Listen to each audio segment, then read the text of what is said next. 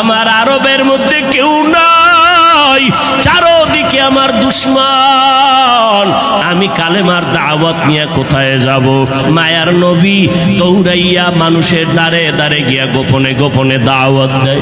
হাঁটতে হাঁটতে হাঁটতে হাঁটতে আমার নবী পাথরওয়ালা জমিন পারাইয়া তায়েফের ময়দানের কিনারায় দাঁড়ায় কয়, তোরা আমারে চিননি, আমি মক্কার মুহাম্মদ, আমি এক আল্লাহর দাওয়াত দিয়ে আসছি, গ্রহণ করো। এই আসমানের মালিক আমার আল্লাহ, এই জমিনের মালিক আমার আল্লাহ, ওই একটা আল্লাহ, আর কোনো আল্লাহ নাই।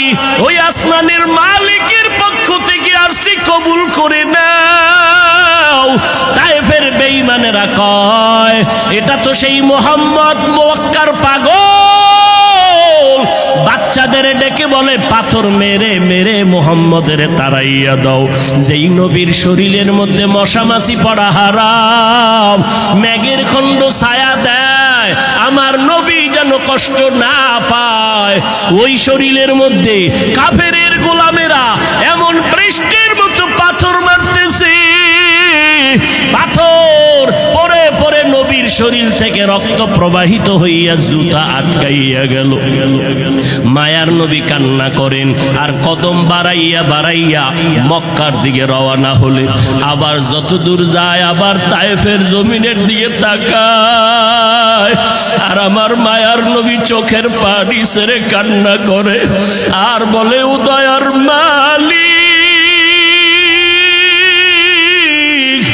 তুমি একটু এদের দিলে রহম দাও।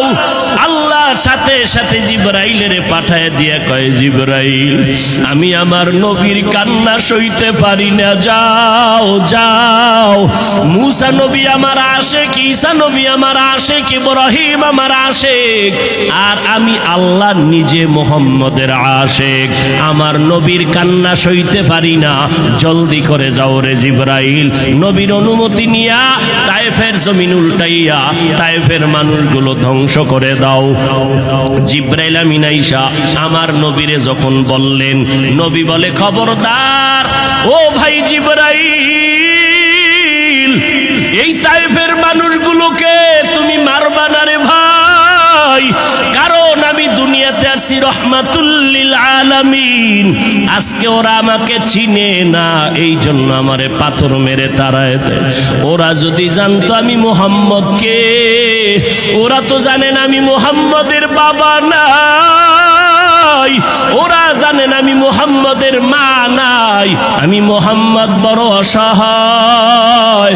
ওরা যদি জানতো আমারে মোহাব্বত করে ওরা আদর করতো, পাথর মারতো না। ওরা চিনে না, এই জন্য আমাকে পাথর মেরে তাড়ায় দিতেছে। একদিন যদি কবুল করেন আমার আল্লাহ, ওদের দ্বারা কালেমার খেদমত হবে জমিনের ভিতরে, ওদেরকে মারা যাবে না। ও জিবরাইল, এদের উপরে কোনো আঘাত করিও না। আমার মায়ার নবী রক্ত পড়ে জুতা আটকায় গেল। আম্মা জান আয়েশা রাদিয়াল্লাহু আনহা বলেন, ও মুসলমান নবীর আশিক, আমার নবী আদর্শ কায়েমের জন্য রক্ত ঝরাইলেন, পেটে পাথর বাঁধলেন। ও নবীর উম্মতের দল, আজকে সেই নবীরে গালি দেওয়া হয়, ওই নবীর অপরাধী বলা হয়। তুমি নবীর আশিক উম্মতেরা চুপ কেমনে থাকো রে বাবা? মুসলমান সন্তানেরা, যুবকেরা, আজকে নবীর আদর্শের টুপি লাগাইলাম, দাড়িটা লম্বা করলাম, লম্বা জামা পরলাম, কই আমাদের খানাও বন্ধ হয় নাই, আমাদের লেখাপড়া স্বাধীনতাও নষ্ট হয় নাই। তোমাকে কে ধোকা দিল? নবীর আদর্শ মানলে স্বাধীনতা থাকবে না।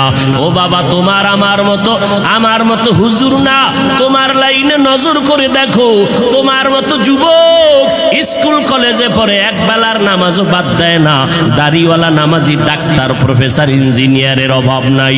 বাবা বলো, তুমি কেন পারবা না? ও আল্লাহর বান্দারা, তোমার আমার মতো যুবক তাকায়া দেখো, ড্রাইভারি করে নামাজ বাদ দেয় না, তুমি কেন পারবা না?